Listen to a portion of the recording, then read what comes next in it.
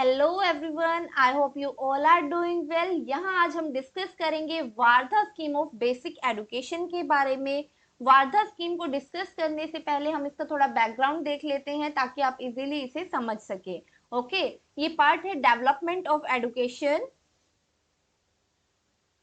Development of education in India under British rule का। Under British rule, British के rule के under जो है किस तरह से डेवलपमेंट हुआ था एजुकेशन का इंडिया में, उसी का पार्ट है Wardha scheme of basic education. इसके रिगार्डिंग हमने ऑलरेडी वीडियो बनाया है जहां पे हमने बात की थी। इसको फर्दर टू पार्ट्स में हमने डिवाइड किया था। Development of education under east India company, British east India company and under crown rule. आपको पता ही होगा 1857 से पहले जो है ब्रिटिश ईस्ट इंडिया कंपनी का रूल था एंड 1857 के रिवोल्ट के बाद कुछ एडमिनिस्ट्रेटिव चेंजेस आए थे, उसकी वजह से ये रूल जो है डायरेक्टली किसका हो गया था, क्राउन का। ओके, सो जो 1857 से पहले कुछ स्टेप लिए गए थे ब्रिटिश के द्वारा, वो ईस्ट इंडिया कंपनी के द्वारा लिए गए थे और उनमें जो कॉमन थे वो थे 1813 का चार्टर एक्ट, 1813 चार्टर एक्ट, जहां पे 1 लाख रुपीज जो है असाइन करने की बात की गई थी एडुकेशन के लिए। सेकंड यहाँ पे इंपॉर्टेंट स्टेप जो लिया गया था वो था मैकाउले माइन्यूट, मैकाउले माइन्यूट जो आया था 1835 में। एंड देन नेक्स्ट जो था वो था वुड डिस्पैच, वुड डिस्पैच जो आया था 1854 में।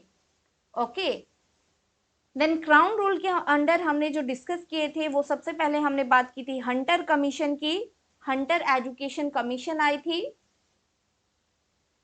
Hunter education commission.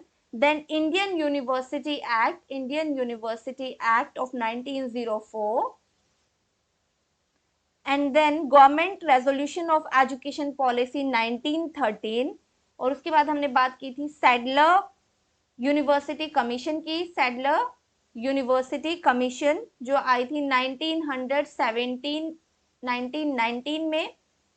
उसके बाद हमने बात किया था सैडलर कमीशन के बाद हार्टोंग कमेटी आई थी, हार्टोंग कमेटी, हार्टोंग कमेटी आई थी 1929 में। एंड देन उसके बाद हमने बात की थी सर्जियन प्लान की, सर्जियन प्लान, ओके, जो आया था 1944 में। और वार्धा स्कीम को हमने डिफरेंट इसलिए रखा है क्योंकि ये स्टेप लिया गया था इंडियन नेशनल कांग्रेस के द्वारा। ओके, इंडियन नेशनल कांग्रेस की तरफ से ये स्टेप था, इसलिए हमने जो है इसे ना तो ईस्ट इंडिया कंपनी के अंडर रखा और ना ही क्राउन रूल के अंडर, इसलिए इस पे सेपरेट वीडियो बनाया गया है। इसके साथ साथ जो है हमने जो है वीडियो बनाया है वर्नैक्युलर एडुकेशन की डेवलपमेंट का। वर्नैक्युलर, वर्नैक्युलर एडुकेशन की डेवलपमेंट कैसे हुई थी ब्रिटिश रूल के अंडर, और टेक्निकल एडुकेशन की, टेक्निकल एडुकेशन की development under British rule. Okay, ये 4 वीडियोस ऑलरेडी बनी हुई है, ये 5th वीडियो है डेवलपमेंट ऑफ एडुकेशन के ऊपर जो है Wardha scheme of basic education पे। तो हम बैक आ जाते हैं अपने टॉपिक पे जो है Wardha scheme of basic education. इससे पहले आप इन वीडियो को अगर देखना चाहें तो आप ऊपर आई बटन पे क्लिक करके ये वीडियो देख सकते हैं ताकि आप बेटर क्लैरिफाई कर सके इस स्कीम के बारे में। तो कंटिन्यू करते हैं। ये जो है वार्धा स्कीम जो है जुलाई 31 1937 में गांधी जी ने पब्लिश किया था एक आर्टिकल अपने हरिजन वीकली में। हरिजन वीकली आपको पता ही होगा, ये एक मैगजीन थी जो गांधी जी ने स्टार्ट की थी 1933 में। 1933 में क्यों स्टार्ट की थी, इसकी क्या सिग्निफिकेंस थी? ये जो है आपको पता होगा 1932 में जो है पूना पैक्ट साइन हुआ था गांधी जी और अंबेडकर के बीच में, डिप्रेस्ड क्लासेस के वेलफेयर को लेकर ये था। और इसी के बाद जो है उन्होंने स्टार्ट किया था 1933 में हरिजन वीकली। हरिजन जो है ये इन्होंने उपाधि दी थी दलित्स को, दलित्स को। इनका मानना था जो दलित है ये भी हरि के लोग हैं, मीन्स हरि जो है भगवान से रिलेटेड है, हरिजन मीन्स हरि के लोग हैं, ये उपाधि दी गई थी गांधी जी के द्वारा। और अपने हरिजन वीकली में इन्होंने एक आर्टिकल पब्लिश किया था जो रिलेटेड था फ्री और कंपलसरी एजुकेशन के रिगार्डिंग। ओके, इस आर्टिकल के रिगार्डिंग जो है all India national educational conference held हुई थी वारधा में। वारधा में कॉन्फ्रेंस होने की वजह से इसका नाम वारधा स्कीम रखा गया। ओके, जुलाई में आर्टिकल पब्लिश हुआ था, अक्टूबर में इसके रिगार्डिंग एक कॉन्फ्रेंस हुई थी। ये कॉन्फ्रेंस कहाँ पे हुई थी? वारधा में हुई थी। और कॉन्फ्रेंस में बात की गई, जो प्रपोजल था गांधी जी का प्रपोजल क्या था? उन्होंने यहाँ पे प्रपोजल दिया था कि फ्री और कंपलसरी एजुकेशन दी जानी चाहिए पहले 7 साल के लिए, और ये जो है मदर टंग में होनी चाहिए, जो वहाँ की लोकल लैंग्वेज है उसमें प्रोवाइड की जानी चाहिए, और नेशन वाइड स्केल पे ये प्रोवाइड की जानी चाहिए। ओके, इसके बारे में इन्होंने मेंशन किया था। और जो एजुकेशन सिस्टम है इसमें मैनुअल और प्रोडक्टिव वर्क पे फोकस होना चाहिए, मैनुअल और प्रोडक्टिव वर्क पे, ताकि इंसानों को जो है मीन्स लोगों को जो है सेल्फ सफिशिएंट बनाया जा सके, सेल्फ सफिशिएंट, ताकि वो अपने पैरों पे खड़े हो सके। इस तरह का एजुकेशन सिस्टम होना चाहिए ताकि लोग जो है सेल्फ सफिशिएंट हो, सेल्फ रिलायंट हो, अपना काम वो खुद कर सके। इस तरह का एजुकेशन सिस्टम की गांधी जी ने बात की थी। ओके, देन इसके रिगार्डिंग एक कमिटी बनाई गई। इस कमिटी का नाम था डॉक्टर जाकिर हुसैन। डॉक्टर जाकिर हुसैन की चेयरमैनशिप के अंडर जो है ये कमिटी बनाई गई थी, और इस कमिटी ने अपनी रिपोर्ट बनाई और सबमिट की दिसंबर में। दिसंबर 1937 में इन्होंने अपनी रिपोर्ट दी थी। इस रिपोर्ट को पॉपुलरली बोला जाता था Wardha scheme of basic education. Main M क्या था? मेन एम था वारधा स्कीम का कि बेसिक एजुकेशन प्रोवाइड की जाएगी लर्निंग थ्रू एक्टिविटीज, जहां पे सिखाया जाएगा एक्टिविटीज के थ्रू। ओके, बुकिश स्टडी नहीं होगी बट एक्टिविटीज से यहाँ पे पढ़ाया जाएगा। लर्निंग होगी कैसे? एक्टिविटी के थ्रू यहाँ पे लर्निंग होगी। और जो मेन फोकस था वो था क्वालिटी डेवलप करनी एक आइडियल सिटीजनशिप के लिए। ओके, और साथ ही साथ यहाँ पे फोकस था इंडियन कल्चर पे, ना कि लिटरेसी पे। लिटरेसी पे फोकस नहीं था, इंडियन कल्चर के ऊपर इस स्कीम का फोकस था। अब हम देख लेते हैं क्या क्या रेजोल्यूशन थे वारधा कॉन्फ्रेंस के। सबसे पहले था बेसिक हैंडीक्राफ्ट को इंक्लूड किया जाएगा सिलेबस के अंदर। दूसरा था फ्री और कंपलसरी एजुकेशन प्रोवाइड की जाएगी पहले 7 साल तक, और ये नेशन वाइड स्केल पे प्रोवाइड की जाएगी।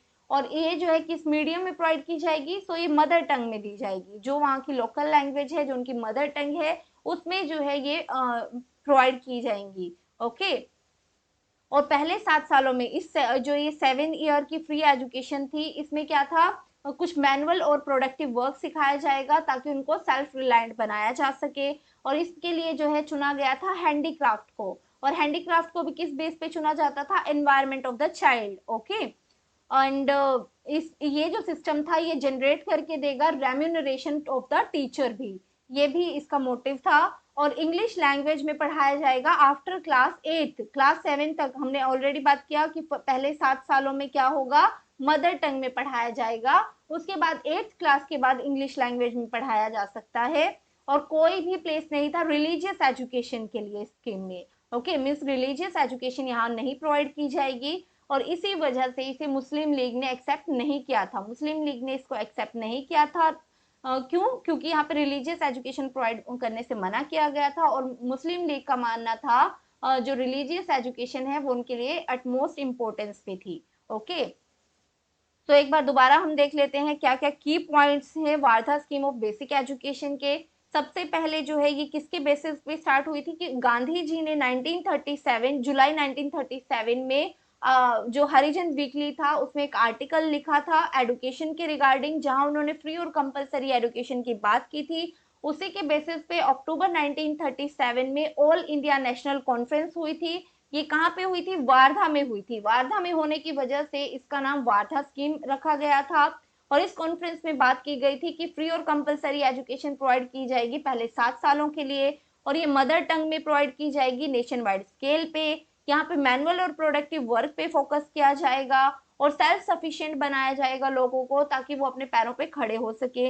इसके रिगार्डिंग एक कमेटी बनाई गई, किसकी चेयरमैनशिप में? डॉक्टर जाकिर हुसैन की चेयरमैनशिप में ये कमेटी बनाई गई थी। और इस कमेटी ने जो है अपनी रिपोर्ट सबमिट की थी दिसंबर 1937 में, जिसे पॉपुलरली बोला गया Wardha scheme of basic education. यहाँ पे मेन एम क्या था? वारधा स्कीम का मेन एम था सिखाना एक्टिविटीज के थ्रू। ओके, लर्निंग कराना थ्रू एक्टिविटीज। और इसके साथ साथ जो है क्वालिटीज डेवलप करना आइडियल सिटीजनशिप की, और इंडियन कल्चर पे फोकस था यहाँ पे, देन लिटरेसी। अब हम बात कर लेते हैं इनके रेजोल्यूशन की। रेजोल्यूशन क्या था वार्धा कॉन्फ्रेंस का? सबसे पहला था कि बेसिक हैंडीक्राफ्ट को सिलेबस में इंक्लूड किया जाएगा। नेक्स्ट था कि फ्री और कंपलसरी एजुकेशन प्रोवाइड की जाएगी 7 सालों तक नेशन वाइड स्केल पे, और इसका मीडियम रहेगा मदर टंग, मदर टंग में प्रोवाइड की जाएगी। और मैनुअल और प्रोडक्टिव वर्क पे फोकस किया जाएगा, जिसमें हैंडीक्राफ्ट को रखा गया था। ओके, और ये सिस्टम जो है वो जनरेट करे remuneration for the teacher also. और 8th क्लास के बाद इंग्लिश मीडियम भी रख सकते हैं। रिलीजियस एजुकेशन के लिए कोई जगह नहीं थी स्कीम के अंदर, और इसीलिए से मुस्लिम लीग ने एक्सेप्ट नहीं किया था। सो आज के लिए इतना ही। I hope you like the video. Thank you very much. Bye bye and take care.